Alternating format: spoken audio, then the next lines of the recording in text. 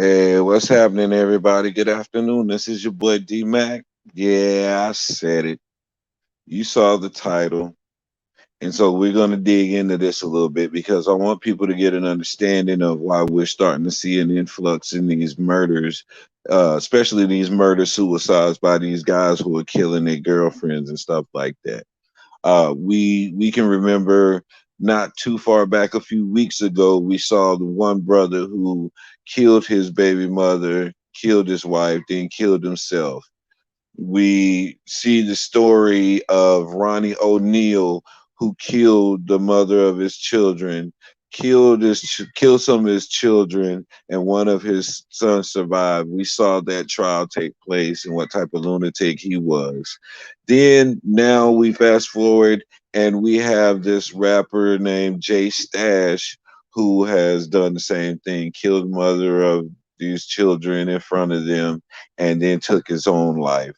And so people are asking the question, why is this happening and why are we having such a spike in these types of events taking place?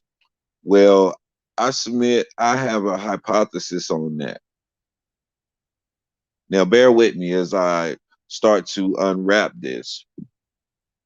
We have a generation of children who, instead of being told, no, you can't have this, or you said, yo, D Mac, get at me. Let's do a show. We have similar content like mine's. Right to truth. Hey, my brother, I'm more than welcome, man. Anytime, brother. Any single time, bro. Just let me know when you're available and when you want to go on and what topics you want to talk about. And I'm much obliged, bro. Anytime. Thank you for tuning in too, bro.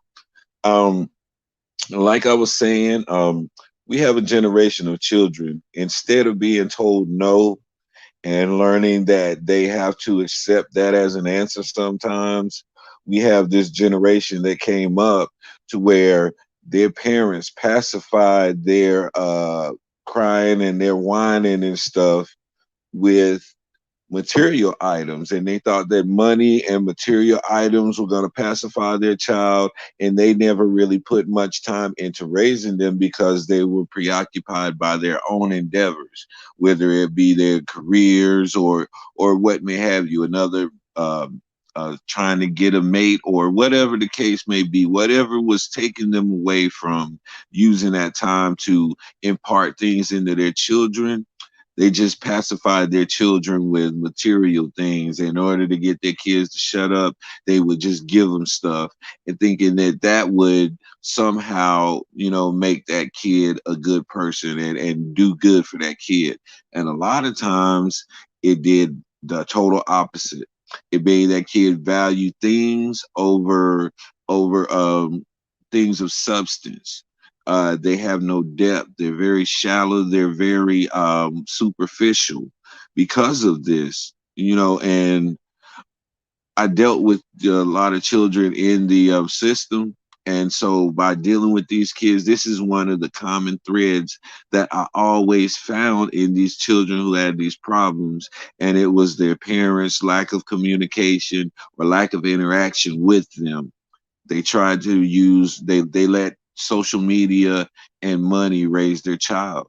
And then by the time they got up to an age to where they were really able to do some damage, now that parent has no control over that kid because that kid has no respect for anything but material items and money, those things that the parent used to rear that child instead of being an actual parent.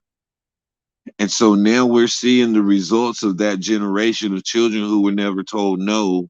And as a child, whenever they had a temper tantrum, they couldn't do much damage. They could probably knock over something on a shelf or kick something or something like that because they were small. But now these are actually full grown adults. And when they have these tantrums, the consequences are more deadly.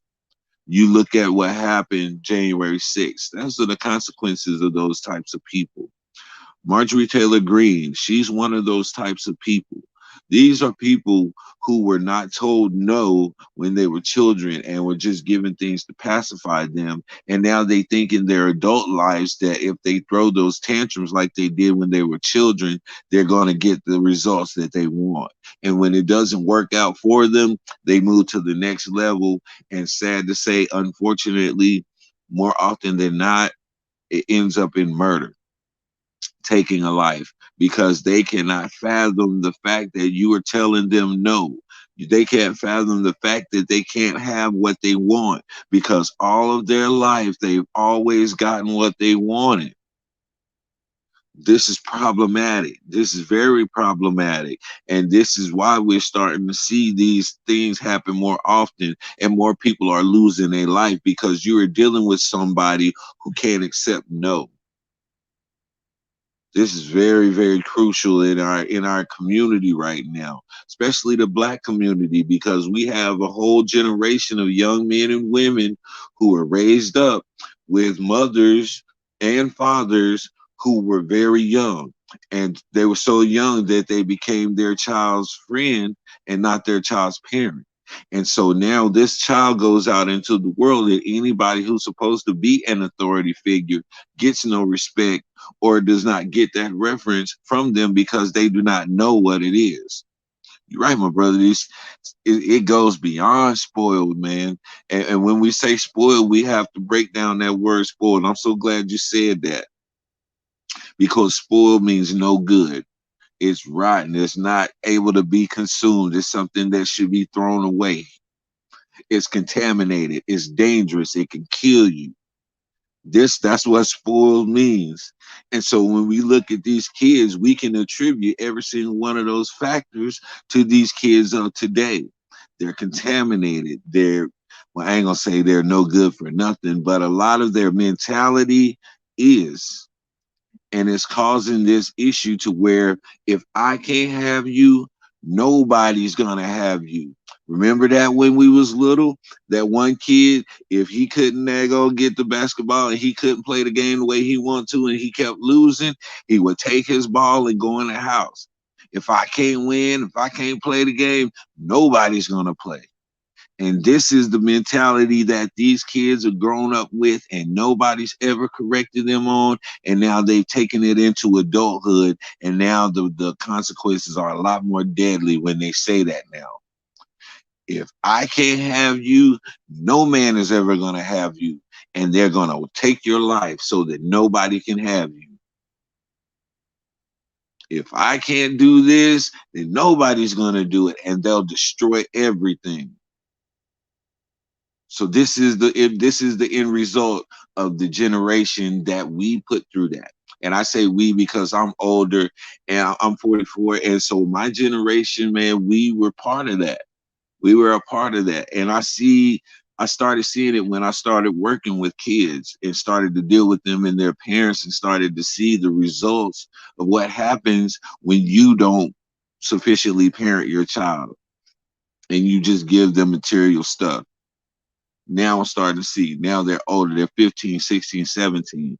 They can go out and they can gain access to guns, they can gain access to drugs, they can gain access to anything that would continue to further destroy our community with no guidance at all.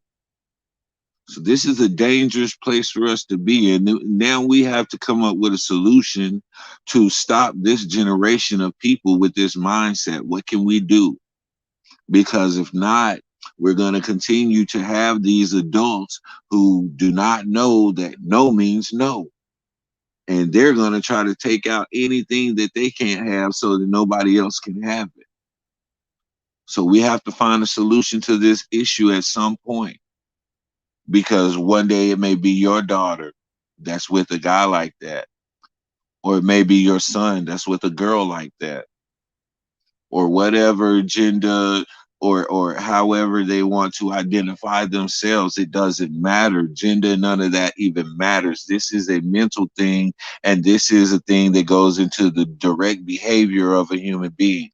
And so with the lack of that in their lives, this is how they're going to operate in this world. So We have to think about our children, and we have to protect our children in so many different facets.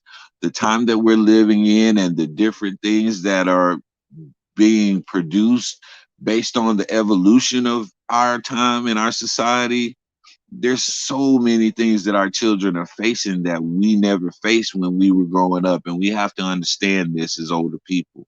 Sometimes we lose touch with that, and we try to compare our children's behavior in the time that we were coming up, and that does not work at all. We're always going to miss the mark doing that. We have to attribute their behavior to the time period in which we are now, and we have to parent them and instruct them accordingly so that they can be prepared for this world. Because we can teach our kids that, we can teach them that no means no, we can teach them to accept no, but that doesn't mean that everybody that they come in contact with is going to be like-minded. And I always tell my children, no matter where you go in this world, you're going to deal with this certain type of person, and there's always going to be this type of person no matter where you go, so you can't avoid them. So the best thing to do is to find the wisdom, knowledge, and understanding to be able to live peaceably amongst these people. That's what we have to do. It's kind of like Lot. He had to live in Sodom and Gomorrah. Even though he didn't indulge in all the stuff that they were doing, he still had to live peaceably among those people. And he did a good job for a long time until those angels came to his crib, and those perverted men of the city wanted those angels. But that's neither here nor there. That's getting off the topic. So I'm going to get back on topic.